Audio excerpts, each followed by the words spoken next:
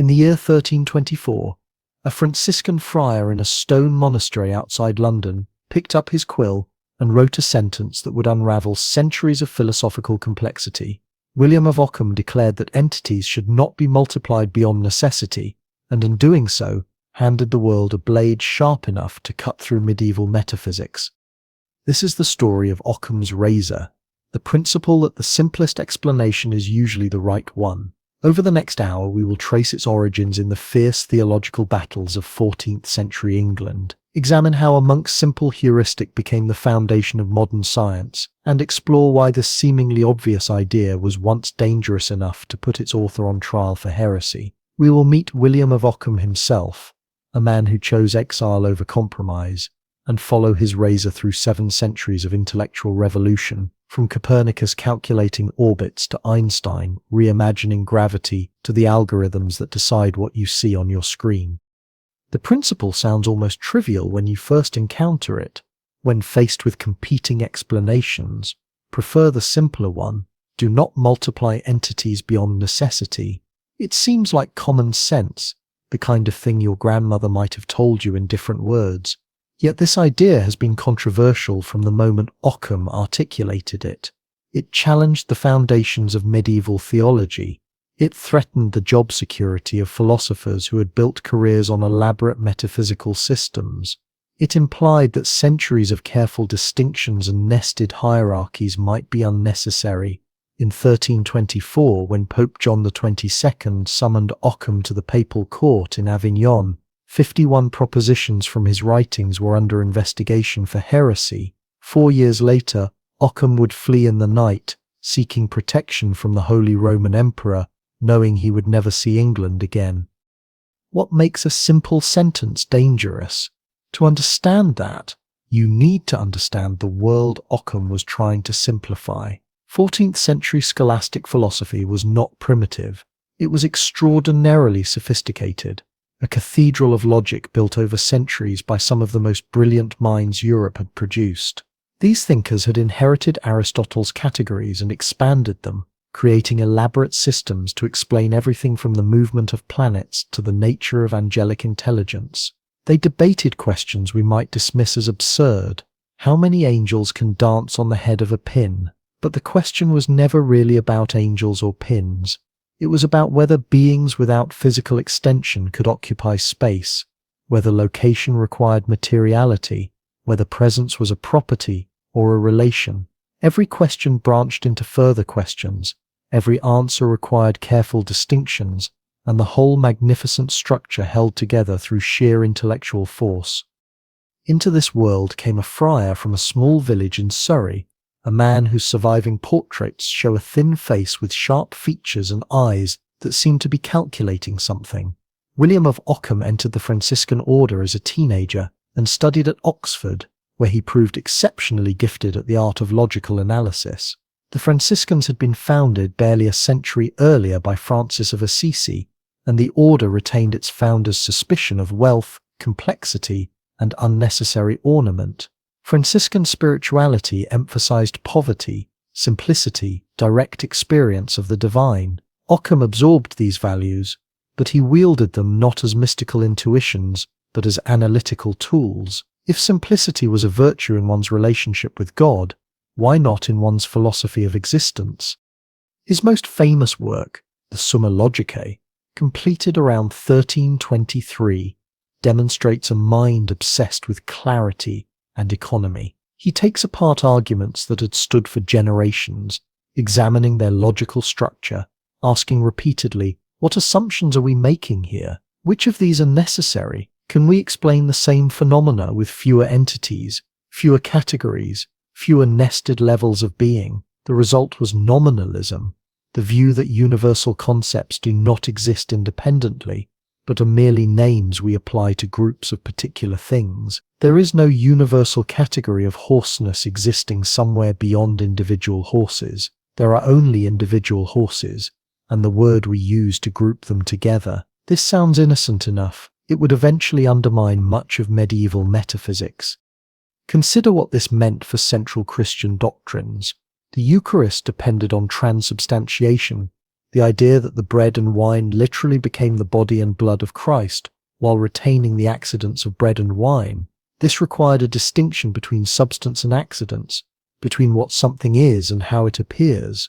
Occam's nominalism made this distinction suspect. If categories do not exist independently, if substance is just another name we have invented, then what exactly is changing during communion? Occam never denied transubstantiation outright, but his philosophy made it much harder to explain. The same problem arose with the Trinity, with the hierarchy of angels, with the nature of universals that theologians had been refining for centuries. Occam's razor did not directly contradict church teaching, but it cut away the philosophical scaffolding that made church teaching comprehensible. Yet even as church authorities grew alarmed, something fascinating was happening. The same principle that threatened theology was proving remarkably useful for understanding the natural world. When Occam applied his razor to physics, to questions about motion and causation, he found that many elaborate explanations could be replaced with simpler ones. You did not need to posit special essences to explain why objects fell or why fire rose. You could describe what happened without claiming to know hidden natures. This sounds obvious now, but it was radical then. It suggested that knowledge could come from observation rather than from reasoning about categories and essences. It pointed toward what would eventually become the scientific method. The principle that would bear Occam's name, centuries after his death, turns out to be far stranger and more powerful than it first appears. It is not a law of nature.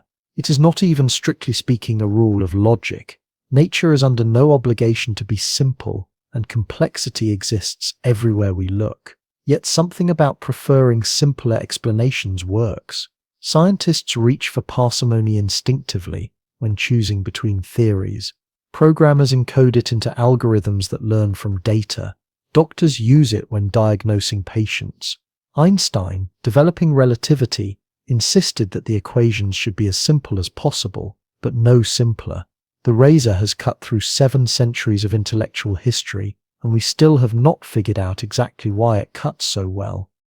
Perhaps that is what makes this story worth following into sleep. We think we understand Occam's razor. We have heard the phrase, nodded at the wisdom, felt pleased with ourselves for preferring simple explanations over complex ones. But the deeper you look, the stranger it becomes. Why should the universe care about our preference for simplicity? Why does nature seem to follow elegant mathematics rather than arbitrary rules? How do we even measure simplicity, given that what seems simple depends on the concepts we already have?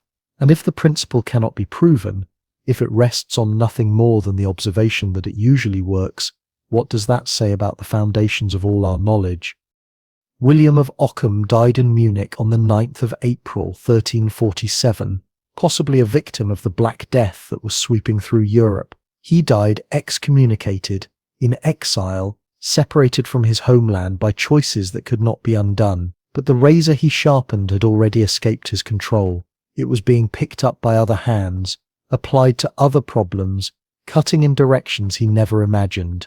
Within a few centuries it would be wielded against the very theological certainties he had fought to defend, used to trim away miracles and divine intervention, anything that complicated the mechanical clockwork of Newton's universe. The friar who had fled papal authority to preserve his vision of Christian truth had forged the tool that would eventually cut Christianity out of science altogether. Whether he would have approved hardly matters. The razor, once sharpened, cuts wherever it is applied.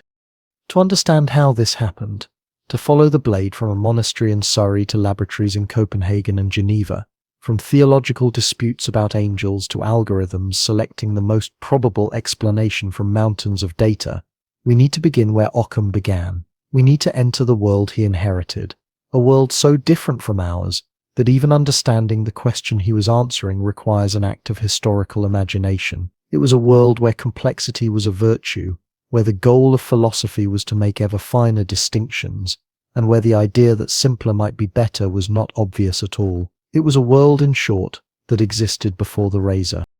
The great universities of medieval Europe were not quiet places. At Oxford in the early 14th century, the sound that dominated was argument. In halls still visible today, though much restored, Voices rose in formal disputation, following rules as strict as any courtroom procedure. A master would propose a question. Respondents would offer answers. Opponents would object. The master would distinguish, divide, and determine. This was the scholastic method, and it ran on logic the way a mill runs on water. The machinery of that logic came from Aristotle, whose works had flooded back into Western Europe through Arabic translations in the 12th century. Before that recovery, Christian philosophy had survived on scraps, fragments of Plato filtered through Augustine, elementary logical treatises, and not much else. Then came the arrival of nearly the complete Aristotelian corpus, the physics, the metaphysics, the ethics, the categories, the posterior analytics. It was as if a civilization had been trying to build ships with only half the necessary mathematics, and suddenly the rest of the equations arrived. The effect was intoxicating and dangerous in equal measure. Aristotle offered tools for dividing reality into categories: substance and accident, form and matter, potentiality and actuality, genus and species, essential and accidental properties. Each distinction opened up new territory for analysis. Medieval philosophers took these categories and built with them. They did not simply adopt Aristotle, they elaborated him, extended him, reconciled him with Christian doctrine through interpretive ingenuity that would have astonished the Greek philosopher himself. The result was scholasticism, a method committed to the belief that careful analysis of terms, rigorous application of logic, and ever finer distinctions could resolve any question, however profound. Consider how a scholastic thinker would approach a question. Take something that seems simple. Why does a stone fall when you drop it? The answer required constructing a complete metaphysical architecture. The stone possesses substantial form, which determines what kind of thing it is. Earth, being one of the four elements, has a natural place toward the center of the cosmos. The stone, composed primarily of earth, contains this natural place as a final cause, a purpose embedded in its very being. When you lift the stone, you impose violent motion contrary to its nature. When you release it, the stone actualizes its potential to return to its natural place. The downward motion is not caused by gravity in the modern sense. It is the stone fulfilling its essence, striving toward the destination written into its form. This was not considered overcomplication. This was proper explanation, addressing not just how things behave, but why they have the natures they have, what purposes govern them, and how their behavior reveals metaphysical truth. A merely descriptive account, one that simply said stones fall downward when released, would have seemed empty, a refusal to engage with the deeper question. Philosophy meant asking why at every level until you reached principles that could not be further divided. The same approach applied to angels. Thomas Aquinas, writing in the 13th century, devoted thousands of words to angelic nature. Do angels occupy space? Can multiple angels occupy the same location? How do angels move from place to place, given that they lack bodies? Are angels composed of matter and form, or are they pure form? Do they possess individuality, or is each angel its own species?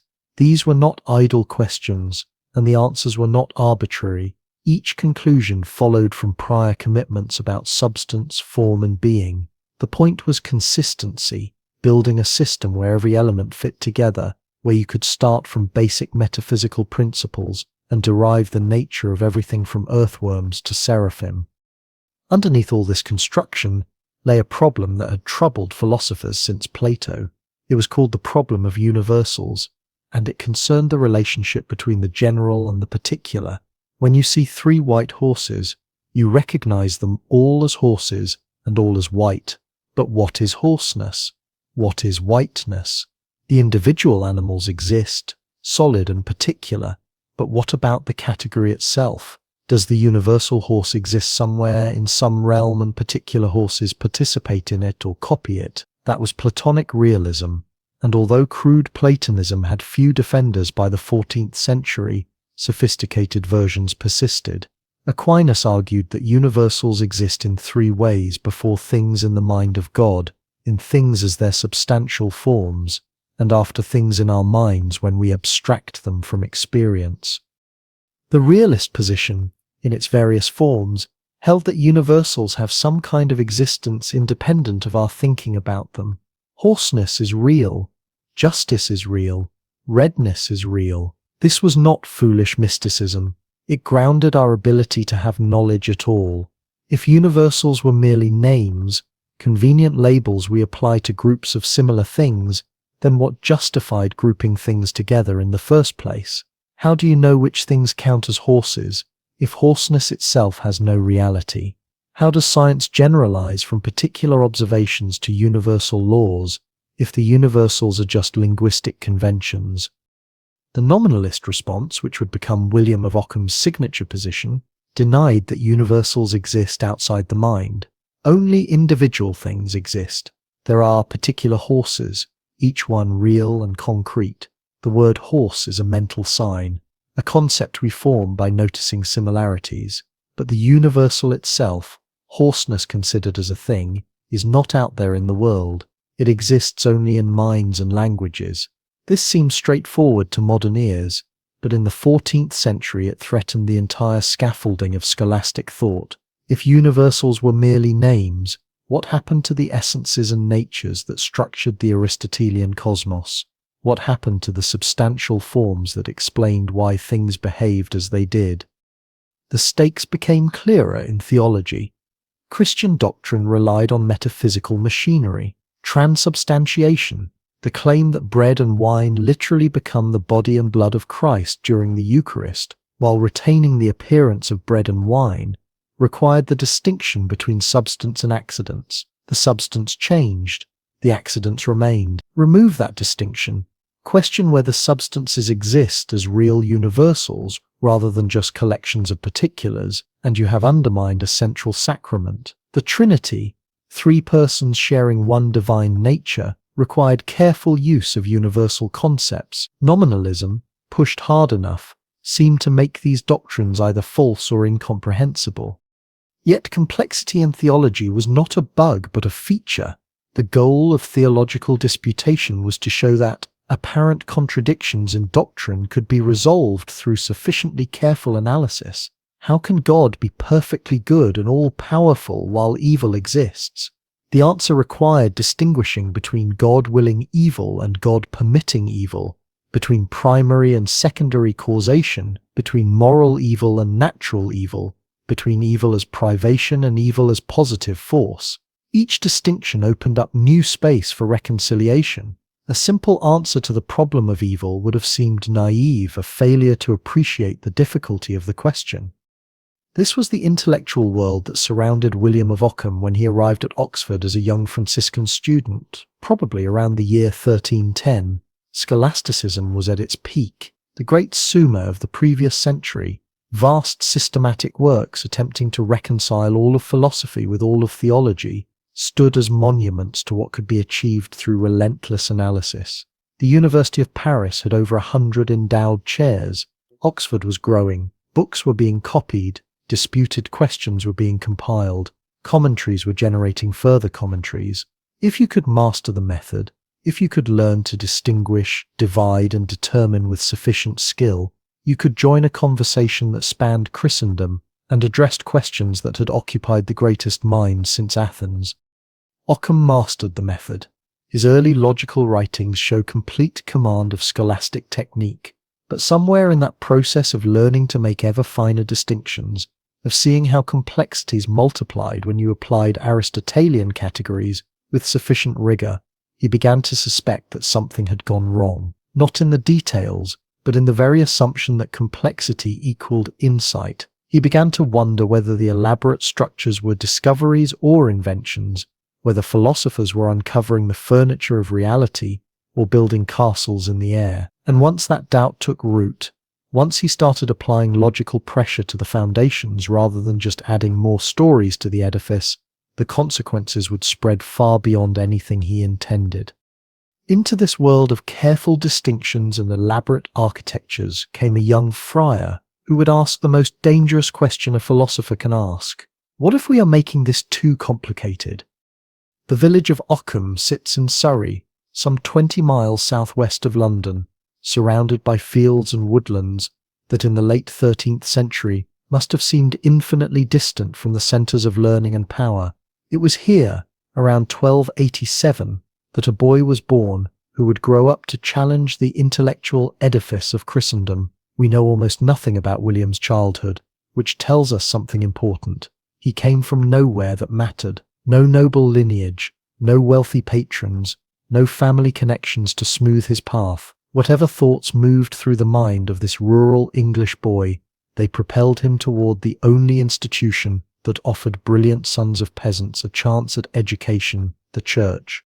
He entered the Franciscan order while still a teenager, taking vows of poverty, chastity, and obedience. That first vow would shape everything that followed. The Franciscans, founded less than a century earlier by Francis of Assisi, were the reformers of medieval monasticism, the order that had looked at the wealth and corruption of the institutional church and said, "We will own nothing." Francis himself had stripped naked in the public square of Assisi, returning even his clothes to his father, choosing absolute poverty as the most direct path to God. His followers embraced this radical simplicity, not as deprivation but as liberation. To own nothing meant to need nothing, to depend entirely on divine providence and the charity of others. It meant freedom from the weight of possessions, from the endless complexity of property and wealth. This was not merely an economic position, it was a theological claim about the nature of goodness, a statement that God's truth revealed itself most clearly in simplicity, in stripping away rather than building up. The Franciscans wandered as beggars, preached to the poor, and studied in universities not to accumulate honors but to serve. They saw complexity itself as a kind of spiritual clutter, obscuring rather than illuminating the divine. When William of Ockham took his vows, he was not simply choosing a career in the church, he was pledging himself to simplicity as a virtue, to poverty as a path to understanding. The order sent him to Oxford, which by the early 14th century had become one of Europe's great universities, a place where the sharpest minds of Christendom gathered to argue about everything from the nature of time to the mathematics of infinity. Oxford's curriculum was built on logic, the formal study of valid reasoning that stretched back through the Islamic scholars to Aristotle himself. Students learned to construct syllogisms, to identify fallacies, to distinguish valid arguments from sophisticated nonsense. They studied the categories and the prior analytics, the sophistical refutations and the topics. They learned to think with precision. Occam excelled at this. His surviving writings show a mind that moved through logical space with unusual clarity, spotting hidden assumptions, identifying unnecessary steps, cutting away everything that did not bear weight in an argument. He was not the most eloquent philosopher of his age, not the most poetic or inspiring. His prose could be dense, technical, relentless in its precision, but when it came to pure analytical power, to the ability to take apart an argument and see exactly where it succeeded or failed, he had few equals. His teachers recognized this gift. They put him to work on the most difficult problems in scholastic philosophy, particularly the great debate that had consumed Christian thinkers for centuries, the problem of universals. Do abstract concepts exist independently of the particular things that exemplify them? Is there a universal essence of horseness that exists somehow above and beyond every individual horse? The realists said yes. They believed that universal forms had genuine existence, perhaps in the mind of God, perhaps in some Platonic realm. When we recognize that two things are both horses, we are perceiving their participation in this universal essence. The nominalists said no. They argued that universals are merely names, convenient labels we apply to groups of similar things, but nothing more. There is no horseness beyond the horses themselves. Only individual things exist. Everything else is just words. Occam became a nominalist, but not simply by declaring his allegiance. He built his nominalism from the ground up, using the logical tools Oxford had taught him. He argued that we should not assume the existence of anything we do not need to explain what we observe.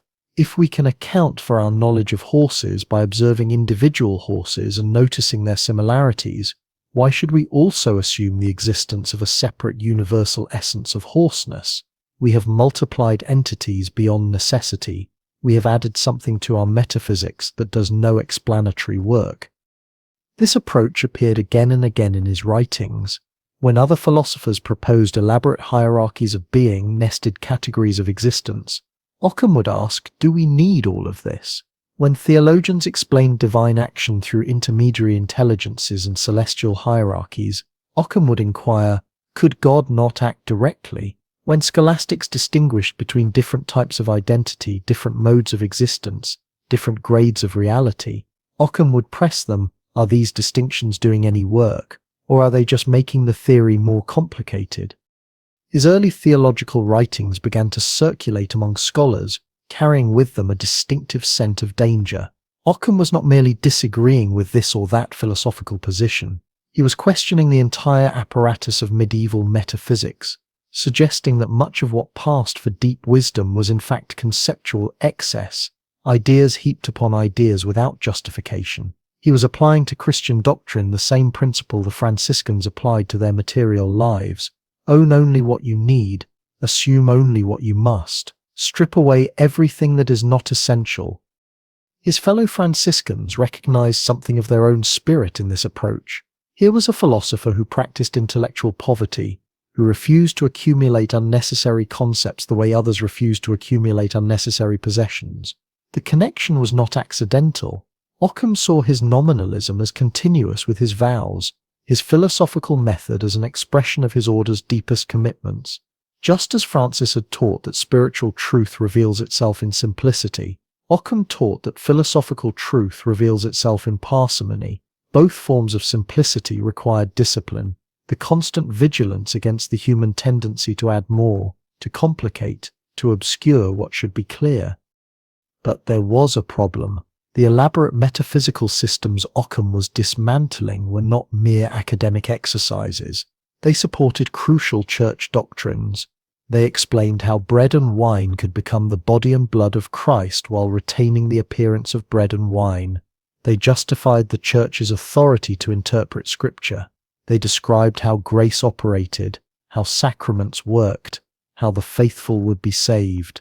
To pull at these threads was to risk unraveling the whole tapestry, and church authorities, watching this young friar apply his blade to their carefully constructed theology, began to ask themselves a dangerous question. If Occam was right about philosophical simplicity, what would be left of their doctrine? By his late 30s, Occam had acquired a reputation among scholars as brilliant, difficult, and possibly heretical. He had written commentaries on Aristotle, treatises on logic, theological works that danced right up to the edge of what the church would tolerate. He had never completed his doctorate in theology, which required not just academic ability but also ecclesiastical approval. That approval was not forthcoming. Instead, in 1324, he received a summons that would change his life. The Pope wanted to see him. He was to travel to Avignon, where the papal court resided, to answer questions about his writings. It was phrased as an invitation. Everyone understood it as an accusation. Occam set out for Avignon, carrying with him his manuscripts and his razor, that principle of parsimony he had sharpened through years of logical analysis. He believed, perhaps, that he could defend his ideas, that he could show how his nominalism actually strengthened Christian doctrine by removing its unnecessary complications. He did not yet understand that simplicity can be the most dangerous thing you offer to people whose power depends on complexity. But Occam's commitment to simplicity would extend far beyond monastic life. He was about to apply his razor to the most fundamental questions of existence itself. William of Ockham never wrote the words Occam's razor. The phrase that would become synonymous with his name appeared nowhere in his surviving manuscripts, emerged from no lecture hall in Oxford, graced no margin of any text he copied or composed. The term itself arrived centuries after his death, a christening performed by later scholars who needed a memorable name for a principle they found scattered throughout his work like gold dust in river sand. What Occam actually wrote was more precise, more qualified, and in some ways more radical than the simplified version that would bear his name.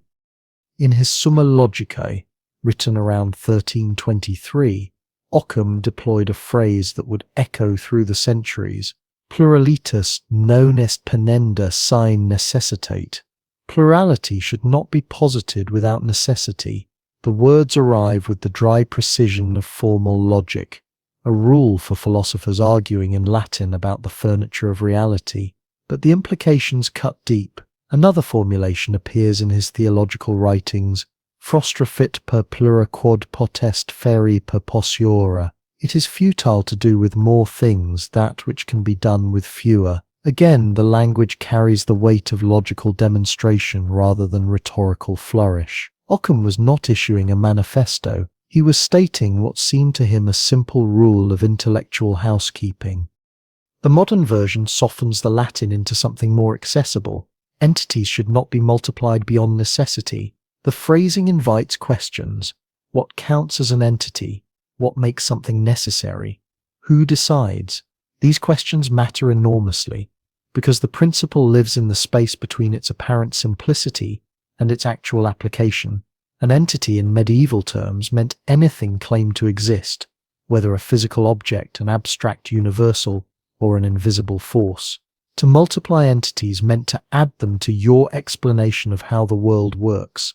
Necessity meant logical or empirical requirement, something you genuinely needed to account for the phenomena you were trying to explain. The principle, then, becomes a prohibition against explanatory excess. Do not add components to your theory unless their absence would make the theory fail. But even this clarification conceals a crucial ambiguity. The razor does not tell you which entities are necessary.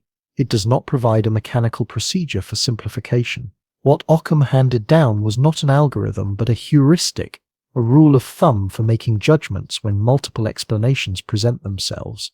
If two theories both account for the observed facts, prefer the one that invokes fewer entities, makes fewer assumptions, adds fewer hypothetical components to reality. The guidance presumes you can recognize when two theories are genuinely equivalent in their explanatory power. That presumption, as philosophers would discover, conceals an ocean of difficulty. Understanding what the principle is requires equal attention to what it is not. The razor does not claim that simpler explanations are always true. Reality owes us no obligation to arrange itself according to our preferences for elegance. The history of science records numerous occasions when the more complex theory proved correct, when nature revealed layers of mechanism that the simpler account could not accommodate. Occam himself never suggested that parsimony guaranteed truth. His principle operated at a different level entirely. In the absence of evidence that distinguishes between competing theories, the simpler one deserves provisional preference. That preference reflects epistemological humility rather than metaphysical confidence. We should not believe in more than we need to believe in. The distinction matters because it separates two claims that often blur together. The first claim, nature is simple. The second claim, when we lack reasons to think otherwise, we should prefer simpler theories. This brings us to the relationship between parsimony and probability, a connection Occam could not have articulated in modern terms, but nevertheless intuited. When multiple theories explain the same data, adding entities to your explanation without empirical justification decreases its probability. Yet probability alone does not capture what makes the razor compelling. Something deeper operates beneath the surface, something almost aesthetic. Simplicity satisfies in ways that complexity does not. Occam himself wielded it with particular targets in mind. His writings applied the principle systematically to dismantle what he saw as needless abstractions in scholastic philosophy. Did we need to believe in universal forms existing independently of individual things? The razor said no. The principle gained its power not from novelty, but from systematic application. Aristotle had advised against multiplying causes.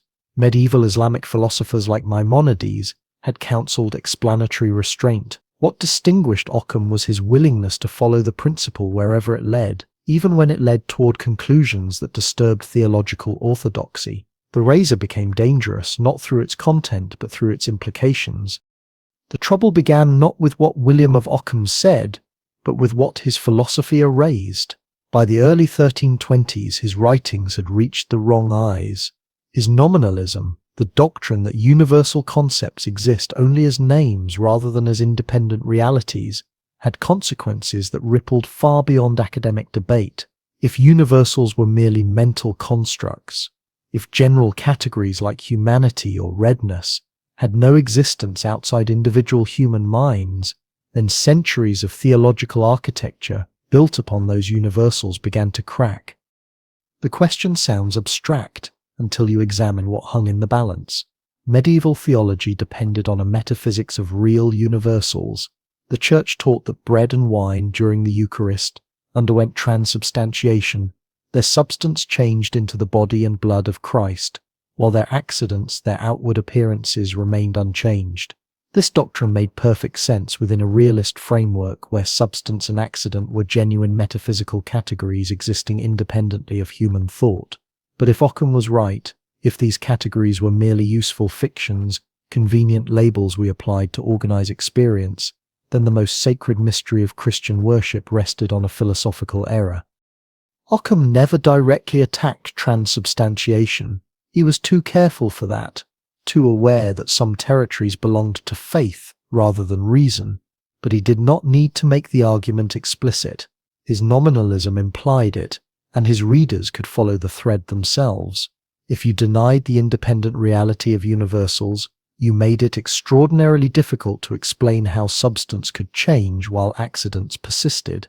You could retreat to divine mystery, but that retreat felt like philosophical defeat to minds trained in scholastic precision. The problem extended beyond the Eucharist. The entire sacramental system presumed a world where categories like grace and sin possessed real existence, where forms and essences were woven into the fabric of creation itself. Occam's razor threatened to cut away layer after layer of this ontological richness, leaving only individual things and the names we chose to group them by. His philosophy suggested that much of what theologians discuss so elaborately might be unnecessary complications, entities multiplied beyond what observation and reason required. In 1324, Pope John XXII summoned Occam to the papal court at Avignon. The official reason was to investigate potential heresies in his commentary on Peter Lombard's sentences, the standard theological textbook of the era. A commission of theologians received orders to examine Occam's writings with careful attention, searching for propositions that contradicted church teaching. The investigation would drag on for 4 years, a testament either to the complexity of Occam's thought or to the difficulty of finding clear heresy in arguments so precisely constructed. Avignon in the 1320s was a city of intrigue and power, the center of Christendom during the period historians would later call the Babylonian captivity of the papacy. The popes had moved from Rome to this city on the Rhone River in southern France, building a vast palace that projected both spiritual authority and very worldly wealth. Occam, the Franciscan friar committed to poverty, found himself in a court of silk and gold, his philosophical subtleties weighed by men who understood perfectly well the political implications of his ideas. The commission never formally condemned him. They compiled a list of 51 suspicious articles drawn from his writings, but no official declaration of heresy emerged. Perhaps the investigators recognized the strength of his logical defenses. Perhaps they realized that explicitly condemning nominalism would force them to articulate exactly why realism was required for orthodox belief, an argument that might prove harder to sustain than they wished. Or perhaps other events simply overtook the theological investigation, events that would transform Occam from suspected heretic into political fugitive. While waiting in Avignon for the commission's judgment, Occam became entangled in a different controversy entirely, one that would seal his fate. The Franciscan order was fracturing over the question of apostolic poverty. The spiritual Franciscans, the rigorists who believed the order should own no property whatsoever, found themselves increasingly at odds with the papal court. They argued that Christ and the apostles had owned nothing, living in absolute poverty, and that the Church had strayed disastrously from this model. Pope John condemned this view as heretical in 1323, declaring that Christ and the apostles had owned property both individually and in common. Occam studied the theological and legal documents involved in this dispute, and he reached a conclusion that horrified the papal court. The Pope, he determined, was wrong, not merely mistaken in judgment, but heretical in his pronouncements about poverty. For a Franciscan friar to declare the Pope a heretic was dangerous beyond measure. It inverted the entire hierarchy of authority. It suggested that Scripture and reason could stand in judgment over the successor of St. Peter himself. On the night of May 26, 1328, William of Ockham fled Avignon. He escaped together with the Minister General of the Franciscan Order Michael of Cesena and several other friars who had sided with the spirituals. They made their way to Pisa, then under the protection of Holy Roman Emperor Louis IV, who was locked in his own bitter conflict with Pope John. Legend claims that when they reached Louis, Occam told the emperor, "You defend me with the sword and I will defend you with the pen." Whether or not those exact words were spoken, they captured the bargain that would define the rest of Occam's life. Pope John excommunicated him in June of 1328. The formal grounds were not primarily his nominalism or his philosophical razor, but his flight from Avignon and his alliance with the emperor against papal authority. Yet the philosophical and political were inseparable. Occam's commitment to simplicity, his skepticism toward unnecessary complications and elaborate hierarchies, found expression not only in his logic, but in his ecclesiology. He argued that the Church had multiplied entities beyond necessity, creating layers of authority and doctrine that Scripture did not support. His razor cut through more than medieval metaphysics. He spent the remaining 19 years of his life in Munich, under imperial protection, writing polemics against papal power and developing his political philosophy. He never returned to England.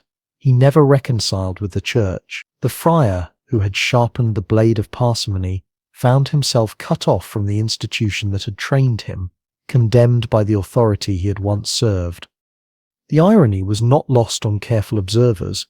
Occam had argued for simplicity, for stripping away unnecessary assumptions, for trusting only what observation and reason demanded. He had applied this principle to philosophy and found himself driven into exile when the implications touched theology. His life demonstrated what his writings had suggested, that the preference for simplicity, seemingly so modest and methodical, could be revolutionary in its consequences. A truly simple explanation might require abandoning elaborate structures that powerful institutions had every reason to preserve. Occam died on April 9, 1347, in Munich, possibly a victim of the Black Death that was sweeping through Europe. He died excommunicate, his philosophical writings condemned or suspect, his name associated with heresy and rebellion. But his razor had been honed to a fatal sharpness, and it had drawn blood from assumptions that had seemed untouchable. The nominalism that threatened transubstantiation would, in time, contribute to the Protestant Reformation. The skepticism toward hierarchy that put him at odds with the papacy would echo in political revolutions centuries later. The principle of parsimony, that seemed so innocuous in logical debates, would become the foundation of a new way of understanding the world. Occam would spend the rest of his life in exile, but his razor had been unleashed. It would cut far beyond the arguments that condemned him. In the cold February of 1543, a dying man held the first printed copy of a book that would remake the cosmos. Nicholas Copernicus had waited until the last possible moment to publish his heliocentric theory, and the delay was not merely caution.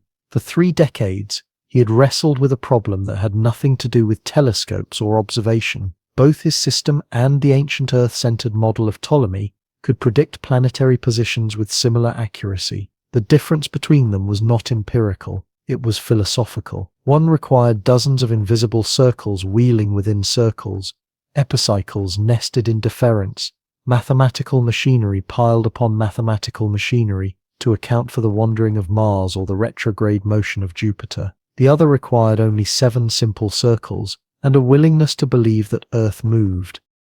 The principle Copernicus deployed, though he never called it by Occam's name, was pure parsimony. Why multiply explanations when fewer would suffice? The Ptolemaic system worked, after a fashion, but it worked through accumulation, through adding correction after correction, to preserve an Earth that did not move. Each new observation demanded another epicycle, another adjustment, another layer of complexity to save the appearances. Copernicus looked at this Baroque edifice and asked the question William of Ockham had asked 2 centuries earlier: are we making this more complicated than it needs to be? The answer reordered the heavens. Placing the sun at the center dissolved complexity, not through better data, but through better principle. Retrograde motion, that puzzling backward drift of planets across the sky, required no epicycles at all if Earth itself was moving. The phenomenon emerged naturally, inevitably, from the geometry of orbiting bodies passing one another at different speeds. What had seemed to require elaborate mechanism revealed itself as simple consequence.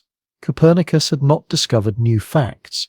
He had discovered that the old facts needed fewer explanations. Yet the heliocentric system created as many problems as it solved, and for decades most astronomers rejected it. The Earth does not feel like it moves. Birds are not left behind when they fly. Stones fall straight down, not westward as they should if the ground beneath them rushed eastward at hundreds of miles each hour. These objections were not stupid. They were empirical. The simplicity Copernicus offered was mathematical, not physical. He could not explain why moving through space felt like standing still. What he offered instead was a gamble. Trust the mathematics and the physics will follow. This was a new kind of argument, and it required a new way of thinking about what made a theory worth believing. Galileo Galilei made that gamble explicit. When he turned his telescope toward Jupiter in January of 1610 and found 4 moons circling the planet, he saw more than distant lights. He saw evidence that Copernicus was right about method, even if details of his system needed correction. Here were bodies clearly orbiting something other than Earth, visible proof that the old cosmology was not just wrong, but provincially wrong, mistaking our local perspective for universal design. But Galileo's deeper contribution was not observational. It was his insistence that nature spoke in mathematics, and that mathematical simplicity was not merely convenient but revelatory. This belief guided his work on motion. The medieval schoolman had explained falling bodies through elaborate theories of natural place and elemental tendency. Heavy things fell because earthiness sought the center. Fire rose because it sought the celestial sphere. Each substance moved according to its essence, its inner nature directing it toward its proper location in the cosmic hierarchy. The explanation was rich, layered, sophisticated. Galileo reduced it to distance, time, and a single constant of acceleration. Bodies fell not because of what they were, but because of where they were, and the mathematics describing their fall was the same, whether you dropped lead or feathers, provided you removed the air between them. The economy of this explanation was breathtaking. One principle, expressible in an equation simple enough to teach to children, replaced an entire metaphysics, and it worked. It predicted. It allowed calculation where scholastic philosophy allowed only description. The falling stone cared nothing for Aristotelian categories. It cared only for geometry and time, and Galileo's equations captured that care with precision the old system could never match. He had taken Occam's razor to physics itself, cutting away centuries of explanation to reveal mathematical structure beneath. But simplicity without verification is only elegance, and Galileo knew it. He rolled balls down inclined planes, measured distances, timed intervals with his pulse. The mathematics and the measurements agreed. This was the crucial step, the transformation of parsimony from philosophical preference into scientific method. Occam had argued that simpler theories were more probable. Galileo demonstrated that simpler theories could be tested, and when they passed those tests, their simplicity became evidence of truth rather than merely economy of thought. Isaac Newton completed the revolution by making parsimony a rule. In the Principia Mathematica, published in 1687, he began his system of the world with 4 rules of reasoning in philosophy. The first rule stated the principle with crystalline clarity: we are to admit no more causes of natural things than such as are both true and sufficient to explain their appearances. This was Occam's razor forged into scientific law, the explicit foundation of the method that would dominate physics for 3 centuries. Newton applied this rule with ruthless consistency. The same force that pulled apples toward the ground held the moon in its orbit and guided planets around the sun. Universal gravitation was universal precisely because it refused to multiply causes.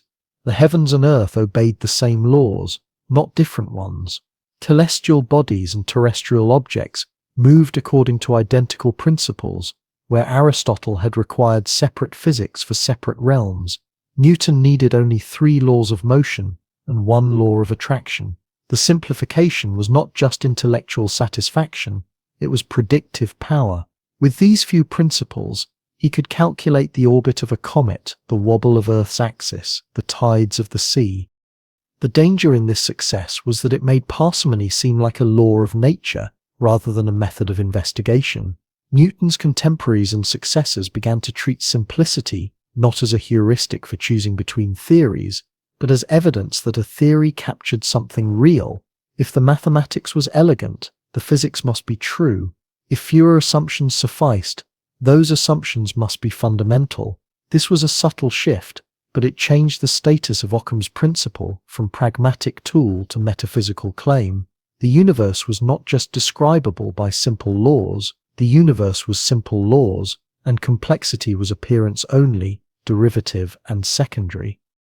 This faith in underlying simplicity was not inevitable. Nature might have been fundamentally messy, requiring different equations for different phenomena, case-by-case analysis, instead of universal principles. That it turned out otherwise, that gravity worked the same way everywhere, and motion obeyed consistent rules, was a fact about the world, not a logical necessity. The scientific revolution succeeded because parsimony happened to be useful, because simpler theories happened to work, but the success did not prove the principle. It only made it more tempting to treat as proven. Yet for working scientists, this philosophical nicety mattered less than practical results.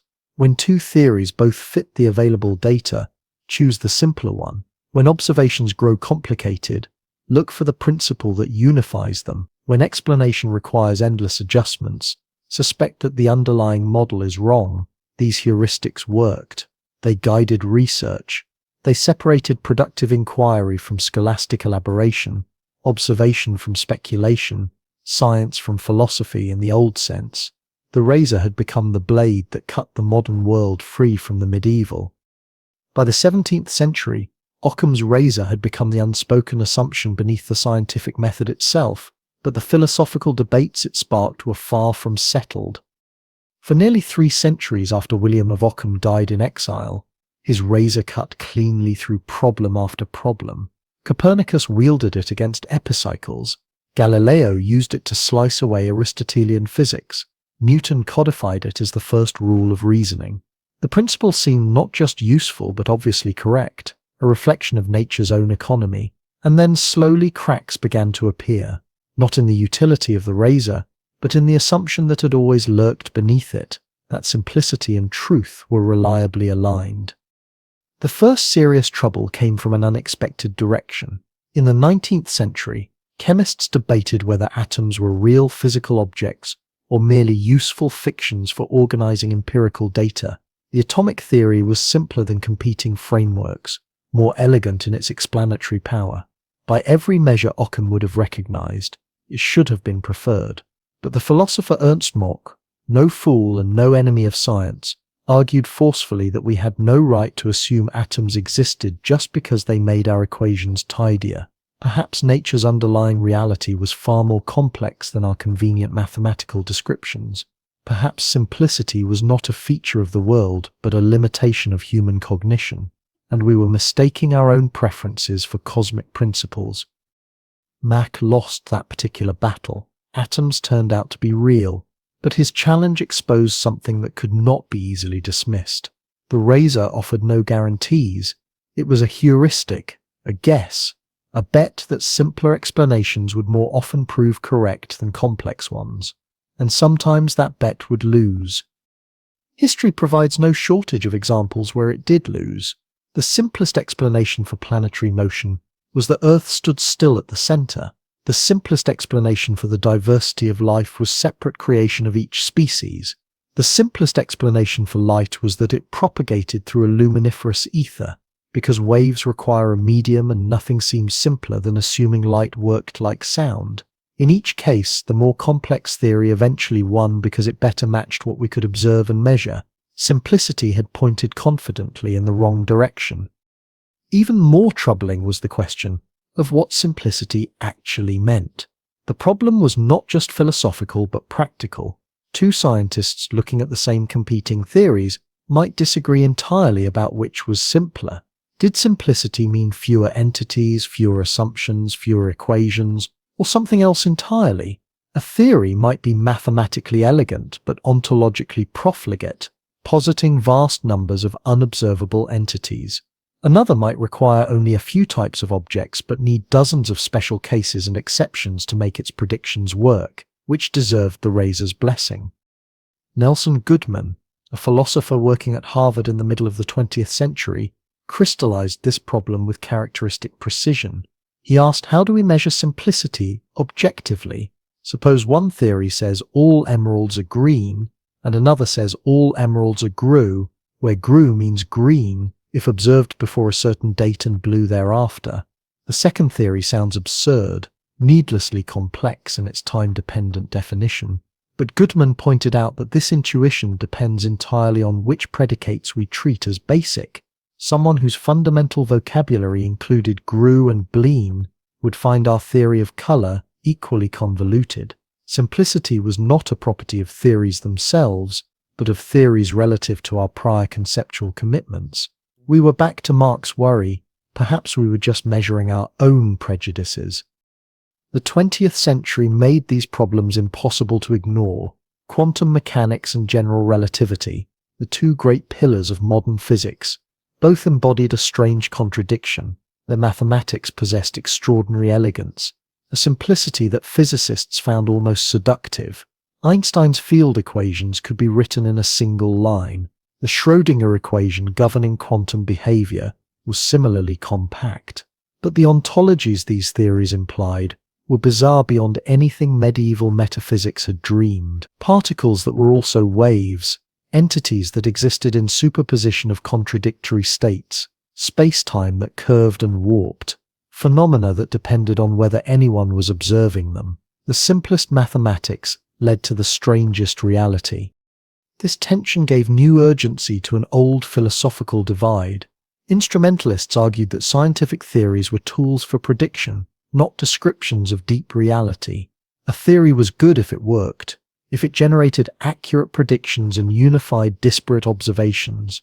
Whether electrons and fields and curved space-time actually existed in the way the mathematics suggested was beside the point, perhaps even meaningless. For instrumentalists, Occam's razor was unproblematic. Of course, we should prefer simpler theories. They are easier to use, easier to test, easier to teach. Simplicity was a pragmatic virtue, not a metaphysical claim. But scientific realists could not accept this.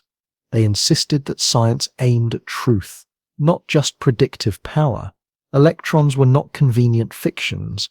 They were real things with real properties, and our theories were attempts to describe them accurately.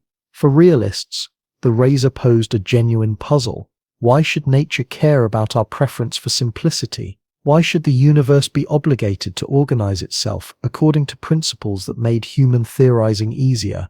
The instrumentalist could shrug at this question. The realist had to answer it. Some realists argued that simplicity was a guide to truth, because complex theories were less probable. Every additional assumption, every extra parameter, every new entity was another way the theory could be wrong. A theory that required the precise alignment of dozens of separate facts to work was inherently more fragile than one that needed only a few basic principles. This was essentially a probabilistic argument, and it had considerable force. But it assumed that all possible theories were somehow equally likely before evidence appeared, an assumption that itself required justification. Others suggested that we had evolutionary reasons to trust simplicity. Human cognition evolved to detect patterns and make predictions in a physical world that did, in fact, exhibit regularities. Our brains were not designed by natural selection to appreciate arbitrary complexity. They were designed to find the simplest patterns that worked, because in the ancestral environment, the organism that could predict what the rustling in the grass meant with the fewest mental resources was the organism that survived to reproduce. Perhaps our preference for simple theories was not a bias to overcome, but a calibration to reality, tuned over millions of years. This was an interesting idea, but it proved little. Evolution optimized for survival in the human ecological niche, not for discerning the fundamental structure of reality. We evolved to navigate medium-sized objects at medium speeds, not to theorize about quantum fields or cosmological horizons. The fact that simplicity worked well for avoiding predators said nothing about whether it would work well for choosing between interpretations of quantum mechanics. The most unsettling possibility was that nature simply was not simple, not in any deep sense. The appearance of simplicity in our best theories might reflect nothing more than the stage of inquiry we had reached. Every time science pushed into a new domain, it discovered new complexity. Classical mechanics looked beautifully simple until we probed the atom. Newtonian gravity seemed elegantly economical until we measured the orbit of Mercury with sufficient precision. Perhaps the universe was, at bottom, irreducibly complex, and we kept mistaking our local success at finding simple patterns for a global truth about reality. Goodman's challenge about measuring simplicity had never been answered satisfactorily. Different scientific fields operationalized the concept differently. Particle physicists counted parameters in their equations. Evolutionary biologists counted the number of independent evolutionary transitions needed to explain a phylogenetic tree. Psychologists counted the number of cognitive mechanisms needed to explain observed behavior. But there was no general theory of simplicity, no objective measure that worked across all domains. Occam's razor remained sharp, but no one could quite agree on what it was cutting or how to tell when it cut truly. These complications have not stopped scientists and philosophers from wielding the razor. If anything, the principle has spread far beyond its medieval origins. Albert Einstein kept a sign above his desk in Princeton. It read, in careful English script, "Everything should be made as simple as possible, but not simpler." The second part of that sentence gets quoted less often than the first, but both halves matter. By the time Einstein was reshaping our understanding of space and time in the early 20th century, Occam's razor had become so embedded in scientific thinking that no physicist would have dreamed of proposing a theory without considering its parsimony. Yet Einstein understood something the medieval friar might have appreciated. Simplicity is not the same as simplistic. The goal is not to strip away until nothing remains, but to strip away until only necessity remains. When Einstein developed his theory of special relativity in 1905, he faced a choice that earlier generations of physicists had resolved with increasingly baroque solutions. The Michelson-Morley experiment had shown that light traveled at the same speed regardless of the motion of its source or observer, a result that made no sense within Newtonian mechanics. Other physicists proposed the existence of a luminiferous ether that pervaded all space, dragging and contracting in just the right ways to produce the observed results. The explanations grew more elaborate with each experimental refinement. Einstein cut through this thicket by accepting two simple postulates. The laws of physics are the same in all inertial reference frames, and the speed of light is constant for all observers. Everything else, including the strange relativity of time and space, followed mathematically from those two principles. The elegance was not merely aesthetic. Einstein's theory made predictions that the ether theories did not, and those predictions turned out to be correct. But before the evidence came in, parsimony itself argued for his approach. The ether theories required an invisible substance with increasingly peculiar properties, each property carefully tuned to match what experiments showed. Einstein required only that we abandon our intuitive notions about time being absolute, one invisible substance with many strange properties, or one counterintuitive idea with simple mathematics. The razor pointed clearly. Biologists in the 20th century faced their own version of this choice when trying to reconstruct the evolutionary relationships between species. Given a set of organisms with various shared and unique characteristics, how do you determine which ones are most closely related? You could propose elaborate scenarios of convergent evolution, where similar traits arose independently in different lineages. You could invoke frequent reversals, where a trait evolved, disappeared, then evolved again. Or you could apply parsimony.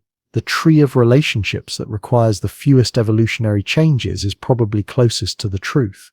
This approach, called cladistic analysis, assumes that nature does not waste evolutionary innovations, that shared complex traits usually indicate shared ancestry rather than parallel invention. The assumption is not always correct. Evolution does sometimes converge on similar solutions independently. The wings of bats, birds, and insects arose separately. The camera-like eyes of vertebrates and octopuses evolved along entirely different paths. But these exceptions stand out precisely because they are exceptions. Most of the time, when two species share a complex trait, they inherited it from a common ancestor. Parsimony works as a rule of thumb in biology, not because nature is obligated to be simple, but because the alternative requires us to believe in an endless series of remarkable coincidences. Medical students learn a similar principle in their first weeks of training. The aphorism usually takes the form of a gentle instruction: when you hear hoofbeats, think horses, not zebras. A patient presents with a fever, a cough, and fatigue. The symptoms could indicate common influenza, or they could indicate any of a dozen rare tropical diseases, unusual autoimmune conditions, or exotic infections. The competent diagnostician considers the rare possibilities, but starts with the common ones. A single ordinary explanation is more likely than a single extraordinary one. This is not merely a matter of base rates and probability, though those matter. It is also a practical application of parsimony.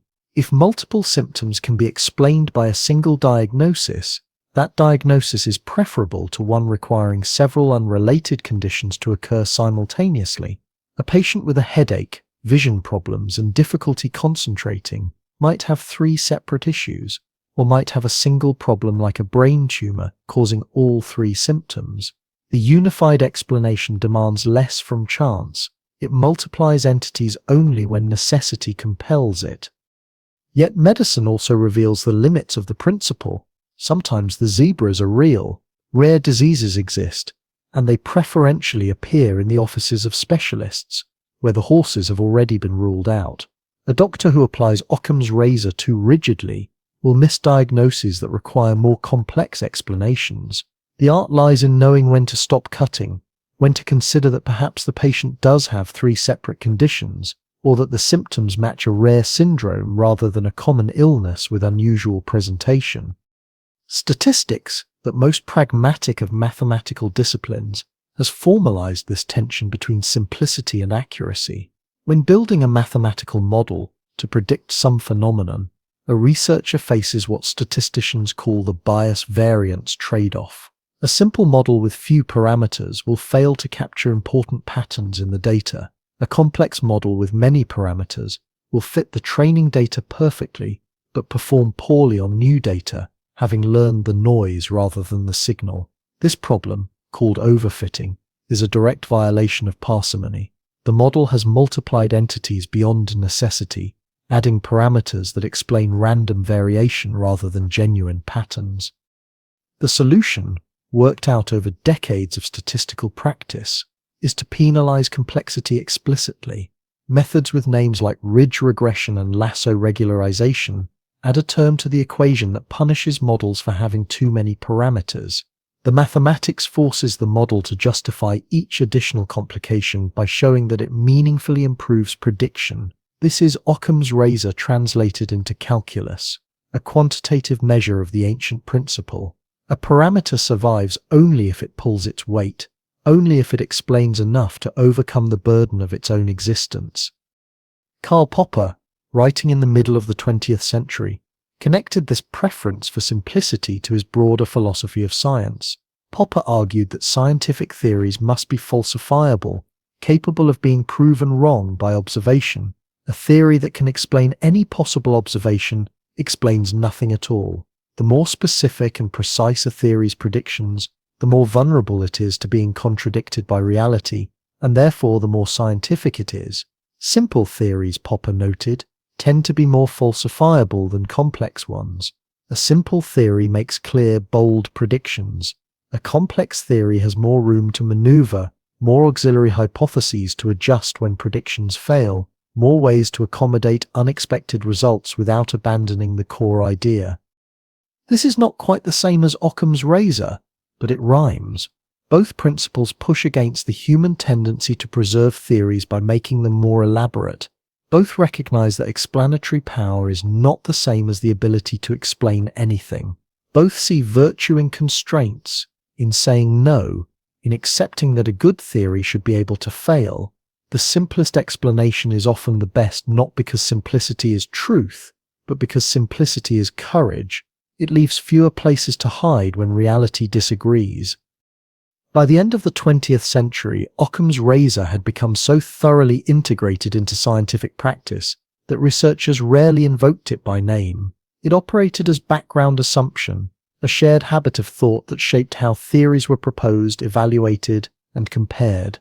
When physicists debated string theory's many dimensions and parallel universes, the burden of proof fell on the complex theory to show why all that machinery was necessary. When biologists proposed new mechanisms of evolution, parsimony remained the default framework for testing them.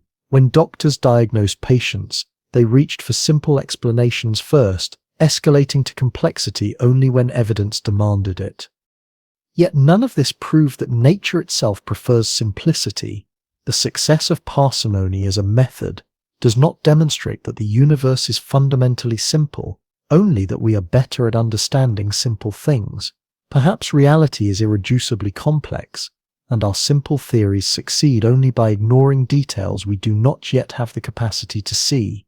Perhaps every elegant equation is a useful fiction, and the deeper we look, the more complications we will find. The medieval friar never claimed that God was simple, only that we should not assume complexity without reason. The digital age has given Occam's razor a new edge, embedding it in the algorithms that increasingly govern our world. In 1936, a young British mathematician named Alan Turing sat in a lecture hall at Cambridge and listened to a problem that seemed to belong more to philosophy than mathematics. Could there exist, his professor asked, a mechanical procedure for determining whether any mathematical statement was provable? The question was abstract, almost whimsical.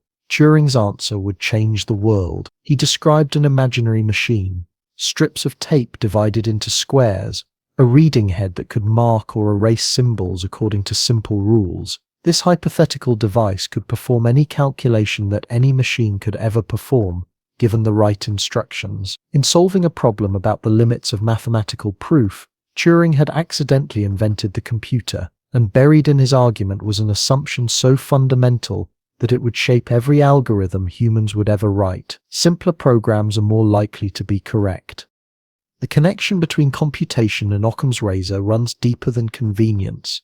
It touches something essential about what it means to process information at all. In the 1960s, the Soviet mathematician Andrei Kolmogorov and the American Ray Solomonoff independently discovered a way to make the notion of simplicity mathematically precise. They asked, what is the shortest computer program that could generate a given string of data? That length, measured in bits, became the definition of the data's complexity. A sequence like 1, 2, 3, 4, 5, 6 has low Kolmogorov complexity because you can write a tiny program that says start at 1, keep adding 1. A sequence like 3, 1, 4, 1, 5, 9 requires a longer program, possibly just a list of the numbers themselves. The shortest program that produces your data is, in a very real sense, the simplest explanation for that data. This formalization turns Occam's razor from a vague preference into a theorem. If you have two programs that both produce the observed data, the shorter one is exponentially more probable to be correct, assuming all programs of a given length are equally likely. The mathematics here is unforgiving. Every additional bit of complexity cuts the prior probability in half. Elaborate explanations are not just aesthetically unappealing or harder to work with, they are literally, provably less likely to be true, at least under certain assumptions about how the universe generates information. Kolmogorov complexity gives us a razor with a calibrated edge, sharp enough to slice between theories with mathematical precision. But there is a catch, and it is a profound one. Kolmogorov complexity is not computable. There is no algorithm that can look at a string of data and tell you the length of the shortest program that generates it.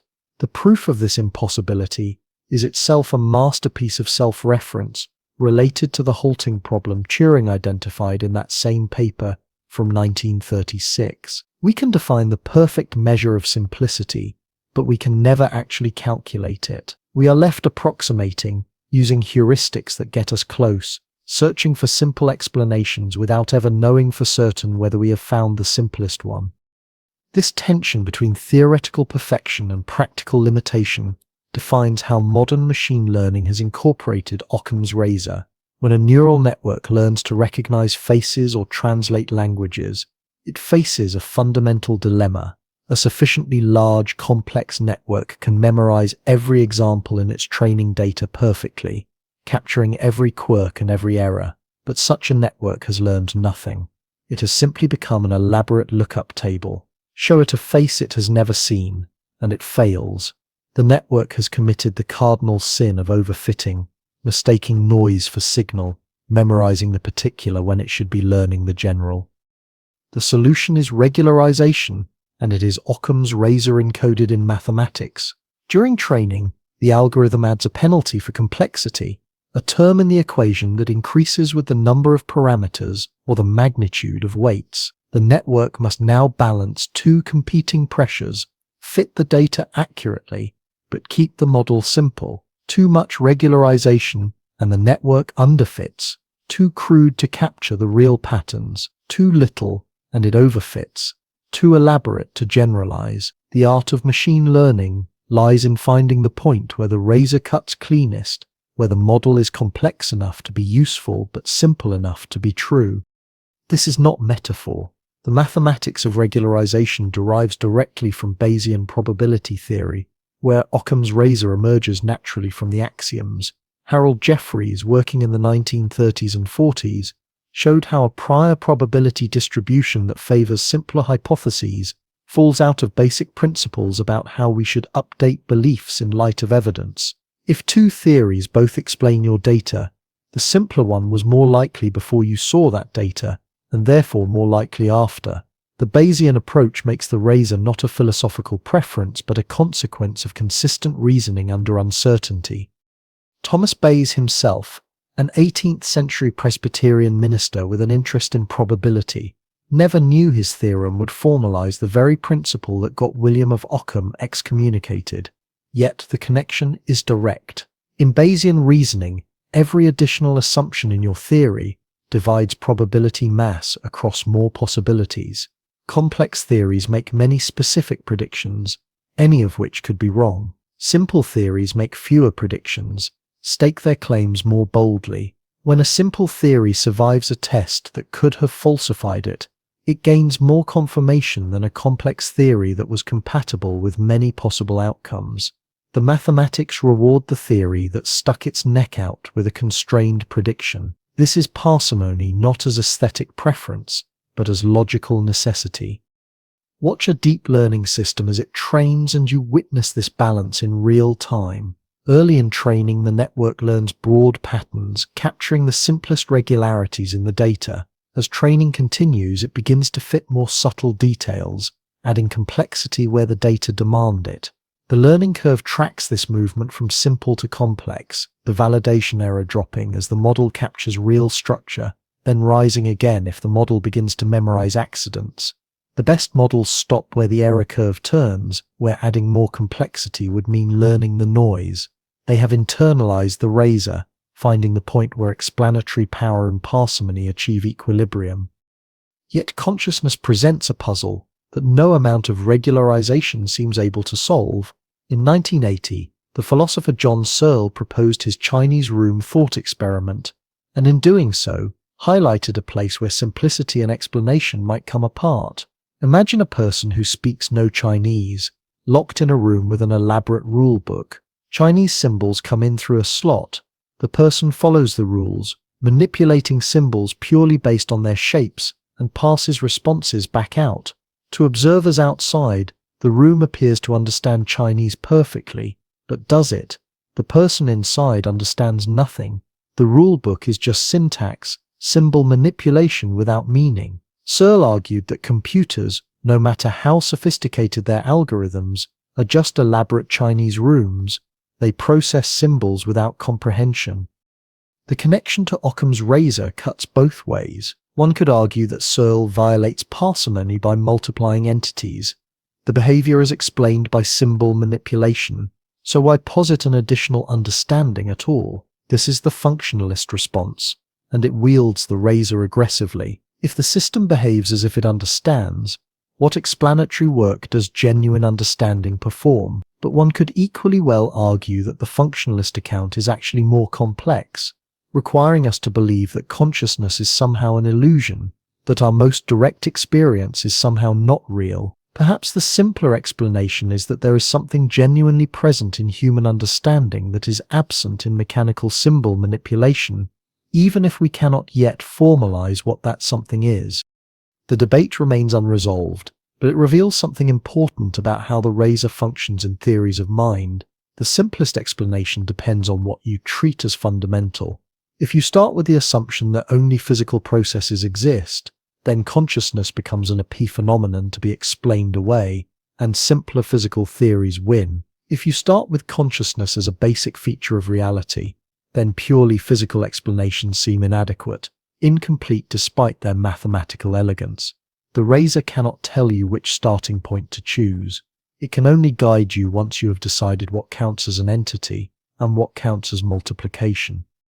Modern artificial intelligence has inherited this ambiguity. As neural networks grow larger, approaching and surpassing the complexity of biological brains, questions about machine consciousness have moved from philosophy seminars into engineering meetings. A network trained on billions of text examples produces responses that seem thoughtful, coherent, contextually aware. Is this understanding or sophisticated pattern matching? The Chinese room asks whether there is even a meaningful difference.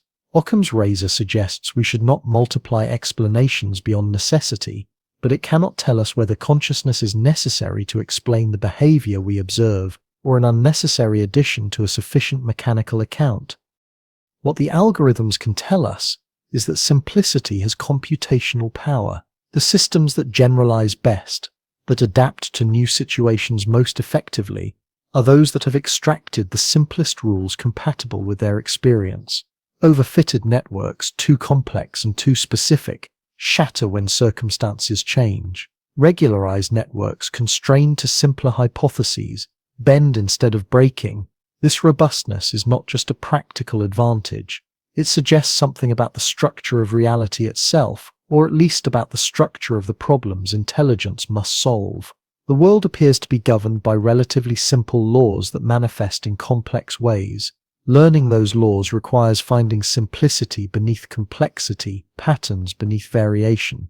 The razor, encoded in mathematics and embedded in algorithms, has become the tool by which artificial minds approximate intelligence. Yet even as we encode parsimony into our machines, the human attraction to complexity persists, revealing something about why Occam's principle remains perpetually necessary. The human mind possesses a peculiar talent for finding order in chaos, for detecting patterns even when none exist.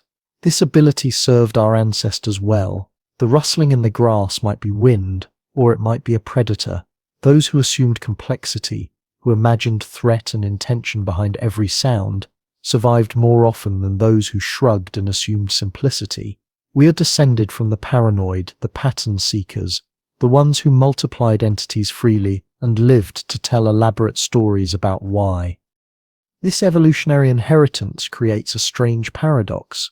Occam's razor counsels simplicity, yet everything about how our brains developed pushes us toward complexity. We do not naturally prefer the sparse explanation. We gravitate toward the intricate one, the story with hidden connections and shadowy actors, the theory that reveals secret mechanisms behind the obvious surface. Simplicity strikes us not as elegant, but as incomplete, even naive. Psychologists have mapped this territory extensively. We suffer from what researchers call apophenia, the tendency to perceive meaningful connections between unrelated things. Show someone a random sequence of coin flips, and they will find patterns. Present a series of unconnected events, and they will construct narratives linking them. The human brain abhors coincidence. It wants causation, intention, design.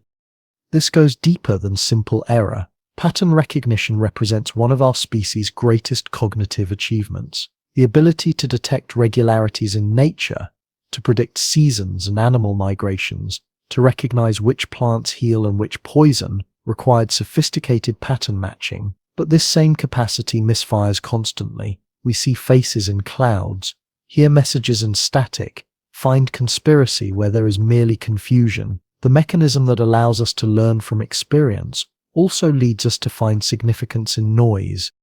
Consider the gambling addict who believes they have detected a pattern in roulette outcomes, or the trader convinced they have found a secret rhythm in market movements. Both have perceived complexity where only randomness exists. Their theories are not simple. They involve elaborate tracking, hidden variables, intricate timing.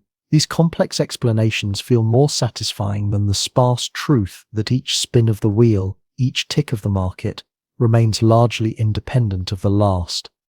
Conspiracy theories represent perhaps the purest violation of parsimony in modern thought. Take any major historical event, any tragedy or upheaval, and you will find elaborate alternative explanations involving shadowy cabals, false flags, and orchestrated deceptions. These theories multiply entities with abandon. They require vast secret organizations maintaining perfect silence, complex plots spanning decades, thousands of participants never breaking ranks. The simpler explanation that accidents happen or that violence emerges from obvious causes satisfies no one. Why? Because conspiracy theories offer something that simple explanations cannot. They impose order on chaos. They replace random tragedy with intentional design, even if that design is malevolent. A world where powerful groups secretly control events is, paradoxically, more comforting than a world where things simply happen. Control, even evil control, implies comprehensibility. It means someone understands what is happening, even if we do not. The appeal runs still deeper. Complex theories grant their believers a sense of special knowledge, of seeing beyond the naive surface that satisfies ordinary people. To understand the conspiracy is to join an elect group privy to truths that others miss. Simplicity offers no such status. The person who accepts the obvious explanation appears credulous, unquestioning. The person who perceives hidden complexity appears discerning, awakened. This psychological machinery operates even in intellectual contexts far removed from conspiracy. Academia rewards complexity almost by design. A dissertation that says the simple explanation suffices will not advance careers. Students learn quickly that adding qualifications, acknowledging multiple perspectives, introducing theoretical frameworks, and complicating straightforward claims produces better grades and more publications. Occam's razor cuts against the incentive structure of intellectual life. The aesthetic dimension cannot be ignored. Complex systems possess beauty that simple ones lack. A grand unified theory in physics that explains everything through elegant mathematics attracts admiration not despite its complexity but because of it. Medieval theology's elaborate hierarchies of angels and spheres possessed genuine intellectual splendor. When modernism in art and architecture embraced simplicity, critics complained of sterility. We seem to find richness in intricacy, poverty in plainness. Narrative structures reinforce this preference. Stories require complexity to function. A tale where the obvious suspect committed the obvious crime for obvious reasons bores us. We want twists, hidden motives, revelations that overturn our initial understanding. The detective story depends entirely on misleading us toward complex explanations before revealing the simple truth. Yet even then, the simple truth usually contains one final twist, one last complication that prevents full resolution. Literature and film have trained us to expect that the surface explanation is wrong, that deeper investigation reveals hidden layers. This makes sense in fiction, where authors deliberately construct false trails and buried secrets. But we carry this expectation into reality, where most events really are as simple as they first appear. We have learned to be suspicious of obviousness itself. Religious and spiritual traditions often explicitly reject simplicity as shallow materialism. The claim that consciousness is simply brain activity, that love is merely neurochemistry, that meaning is only evolutionary adaptation, strikes many as not just wrong but offensively reductive. Something in us rebels against sparse ontologies. We want mystery, transcendence, dimensions beyond the physical. Theories that multiply entities to include souls, spirits, or cosmic consciousness feel richer, more adequate to lived experience, even when they complicate explanation unnecessarily. The business world shows this pattern as well. Consultants thrive by making simple problems complex, by introducing frameworks and methodologies that transform straightforward decisions into elaborate processes. A manager who solves a problem through common sense appears less skilled than one who employs sophisticated analytical tools. Complexity signals expertise. Simplicity suggests anyone could have done it. Even in everyday reasoning, we prefer complex stories about ourselves. When we fail, we construct elaborate explanations involving circumstances, other people, systemic factors. When others fail, we default to simpler explanations centered on their character or choices. This asymmetry, which psychologists call the fundamental attribution error, reveals our motivated reasoning. We multiply entities freely when doing so serves our psychological needs. Yet science progresses precisely by resisting these natural tendencies. Every major scientific revolution has involved stripping away unnecessary complexity. The history we have traced shows this repeatedly. Copernicus eliminated epicycles. Newton unified celestial and terrestrial physics. Darwin replaced divine design with natural selection. Einstein replaced absolute space and time with space-time. Each advance felt reductive to contemporaries, yet each opened deeper understanding. The scientific method essentially codifies resistance to our complexity bias. Controlled experiments isolate variables. Statistical analysis distinguishes signal from noise. Peer review demands that claims be substantiated. These practices exist precisely because, left to our own devices, we will detect patterns that are not there, construct theories more elaborate than evidence warrants, and mistake our narrative preferences for insight. Still, the preferences persist. Even scientists trained in parsimony must consciously fight the urge to complicate. Research shows that experts are not immune to apophenia, though their domain knowledge changes which patterns they falsely detect. The Nobel laureate can fall prey to elaborate delusions as easily as anyone, perhaps more easily, since intelligence provides tools for constructing sophisticated rationalizations. This suggests something uncomfortable. Occam's razor is not natural to us. It contradicts our evolved instincts, our aesthetic preferences, our narrative expectations, and our status-seeking behaviors. We must choose simplicity deliberately, against the grain of our psychology. This makes the principle's success all the more remarkable. That science functions at all requires thousands of researchers continually overriding their natural inclinations, imposing parsimony through conscious discipline, rather than intuitive appeal. The question becomes whether we should trust our complexity bias or overcome it. Perhaps the mind's tendency to find patterns, even false ones, points towards something true. Perhaps reality is as intricate as our most elaborate theories suggest, and Occam's razor, while methodologically useful, ultimately misleads us about the nature of things. Or perhaps our attraction to complexity represents nothing more than evolutionary overfitting, a cognitive tool useful in ancient environments, but now producing more false positives than true insights. This tension between our attraction to complexity and the discipline of simplicity returns us to the deeper question, why does Occam's razor work at all? 7 centuries of cutting and the blade remains sharp, but nobody has quite decided what it is cutting through. Philosophers have wielded Occam's razor to slice away unnecessary entities. Scientists have used it to trim baroque theories down to elegant equations, and programmers have encoded it into the very logic of artificial minds. Yet beneath all these applications lies a question that William of Ockham himself never fully answered. Why does simplicity work? Is the universe actually simple, or have we merely convinced ourselves to prefer simple explanations because our minds cannot handle anything more complex? The question splits into 2 distinct problems, though they are often confused. The first is epistemological. Should we prefer simpler theories when choosing between explanations that fit the available evidence equally well? The second is metaphysical. Is nature itself fundamentally simple? Or does our preference for simplicity say more about us than about reality? You can answer yes to the first question while remaining agnostic about the second. You can accept the razor as a useful tool without believing that the universe is obligated to accommodate our cognitive limitations. But the metaphysical question haunts every application of the principle. When we choose the simpler theory, are we discovering something true about the world, or merely selecting the explanation we find most aesthetically pleasing? The distinction matters more than it might seem. If nature is fundamentally simple, then Occam's razor is a kind of truth detector, guiding us toward reality by eliminating the baroque and the unnecessary. If nature is not fundamentally simple, then we are systematically filtering reality through a preference that might blind us to genuine complexity.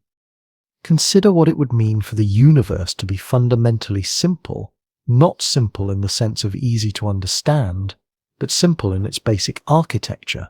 This was William of Ockham's own assumption, though he would have phrased it differently. For Occam, the universe was economical because God was economical. Divine perfection expressed itself through efficiency.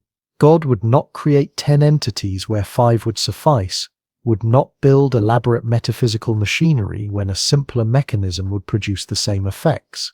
The razor was not just a methodological tool, but a theological insight. Parsimony reflected divine rationality. This theological motivation has fallen away for most modern practitioners. Few physicists derive the principle of parsimony from claims about divine economy, yet the metaphysical assumption persists in secular form. When Einstein insisted that God does not play dice with the universe, he was not making a religious claim but expressing his conviction that nature operates according to principles that are, at some deep level, comprehensible and unified. Simplicity, in this view, is not merely our preference but a fundamental feature of reality itself. The physicist Eugene Wigner gave this intuition its most famous modern formulation in his 1960 essay on the unreasonable effectiveness of mathematics. Wigner observed that mathematical structures discovered through pure abstract reasoning turn out, with disturbing regularity, to describe physical reality with extraordinary precision. The equations that govern electromagnetic fields, the geometry of space-time, the behavior of quantum systems, all emerge from mathematical frameworks that seem far simpler than they have any right to be. Nature appears to be written in a language of elegant equations, and we can read that language despite having invented it for entirely different purposes. This effectiveness is unreasonable because there is no obvious reason why it should be so. Mathematics is a human invention, or discovery, depending on your philosophy. Either way, it is shaped by the structure of human cognition. Why should the patterns our minds find beautiful and simple correspond to the patterns that govern photons and black holes? Wigner himself called it a miracle, though not in any religious sense. He meant that we have no explanation for it, no deeper principle from which this correspondence follows. We can only observe it and remain baffled. One possibility is that we are mistaking our description for the thing itself. The mathematics is simple, but perhaps that is because we have chosen to describe nature using the mathematical structures we find tractable. A civilization with different cognitive architecture might develop a physics that looks utterly different from ours, complex where ours is simple, baroque where ours is elegant, yet makes all the same predictions. We think we have discovered simplicity in nature, when we have merely projected simplicity onto nature. This leads to the unsettling question: could we even recognize a fundamentally complex universe if we lived in one? Imagine a reality whose underlying structure cannot be captured by any elegant equations, where every phenomenon requires its own irreducible description, where patterns exist but only approximately and temporarily. Would we, as creatures who need to form generalizations to survive, inevitably impose simplifying frameworks on such a universe? Would we convince ourselves we had found elegance and unity simply because the alternative is cognitively unbearable? There is no way to answer this question from inside our own perspective. We cannot step outside our cognitive architecture to see whether the simplicity we perceive is really there, or is merely the shadow of our mental limitations? This is not quite solipsism, but it shares the same vertiginous quality. We might be trapped in a hall of mirrors, seeing patterns that reflect our own minds rather than the structure of reality. Yet the pragmatic defense of Occam's razor does not require resolving this metaphysical puzzle. This defense, favored by many working scientists, simply points out that preferring simpler theories has, as a matter of historical fact, led to scientific progress. Theories that are more parsimonious tend to be more fruitful, more testable, more likely to reveal new connections and generate novel predictions. This does not prove that nature is simple, only that behaving as if nature is simple produces useful results. The pragmatist says, who cares whether the universe is fundamentally simple, or whether we are hardwired to impose simplicity on chaos? The razor works. It has guided us from Copernicus to quantum field theory, from Newton to Einstein. It helps us build bridges that do not collapse and computers that function reliably. Whatever metaphysical reality lies beneath our theories, those theories are effective, and parsimony is part of what makes them effective. There is something simultaneously humble and arrogant in this position. Humble because it abandons the claim to know ultimate reality, accepting that we might be systematically mistaken about the deep structure of the universe. Arrogant because it suggests that truth, in any absolute sense, is less important than utility. The pragmatist tells us to stop worrying about whether we are seeing reality as it truly is, and focus instead on whether our theories help us navigate experience successfully. But perhaps the deepest defense of Occam's razor is not pragmatic but ethical. The razor, in this view, is an expression of intellectual humility rather than metaphysical certainty. When we refuse to multiply entities beyond necessity, we are not claiming to know that nature is simple. We are acknowledging the limits of our knowledge. We are admitting that every additional assumption is a potential point of failure, a place where we might be wrong. Simplicity becomes a form of epistemic caution, a recognition that our theories are always provisional, and that the more we claim, the more likely we are to be mistaken. William of Ockham would have understood this, though again he would have phrased it differently. For him, the danger of unnecessary entities was not just logical but spiritual. To claim knowledge beyond what experience and reason justify was a form of pride, an overreach of human understanding into domains reserved for divine wisdom. The razor was a tool of proper limits, keeping philosophy and theology within their appropriate bounds. This ethical dimension persists even after the theology has faded. To wield Occam's razor responsibly is to accept that we do not know as much as we might like to think we know. It is to resist the temptation to elaborate our theories into comprehensive systems that explain everything. It is to remain open to the possibility that the universe might surprise us, that our elegant equations might fail at some scale or in some domain we have not yet explored. The mystery of parsimony, then, is not just about whether nature is simple. It is about the strange relationship between mind and world, between the patterns we perceive and the patterns that might actually exist independently of perception. We cannot solve this mystery from our position inside it. We cannot determine whether we are discovering simplicity or inventing it. All we can do is continue using the tool that has served us well, remaining aware that we do not fully understand why it works. Perhaps that is enough.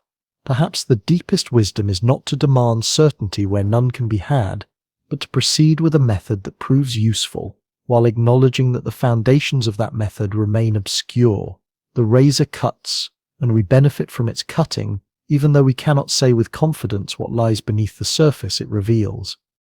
We end where we began, with a medieval monk, and a principle that seems almost too simple to be profound.